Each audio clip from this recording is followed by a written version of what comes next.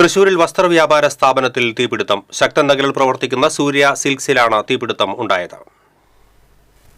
100-ലധികം ജീവനക്കാരും നിരവധി കസ്റ്റമേഴ്സുമുള്ള സമയത്തായിരുന്നു തൃശൂർ ശക്തൻ നഗറിലെ സൂര്യ സിൽക്സിൽ തീപിടുത്തമുണ്ടായത്. AC unit തകരാറിലായിരുന്നു. 3ാമത്തെ നിലയിലെ AC യൂണിറ്റ് പ്രവർത്തിപ്പിച്ചതോടെ വലിയ രീതിയിൽ പുക ഉയർന്ന് പെട്ടെന്ന് തന്നെ തീപിടിക്കുകയായിരുന്നു. ഇതോടെ ജീവനക്കാരും കസ്റ്റമേഴ്സും ഉൾപ്പെടെയുള്ളവർ സ്ഥാപനത്തിൽ നിന്നും പുറത്തേക്ക് ഇറങ്ങിയോടി. തൃശൂരിൽ നിന്ന് 2 യൂണിറ്റ് ഫയർഫോഴ്സ് എത്തിയാണ് തീയണച്ചത്. 3ാം നിലയിലെ ഷീറ്റ് തകർത്താണ് ഫയർഫോഴ്സ് സംഘം ഫ്ലോറിൽ ഇറങ്ങിയത്.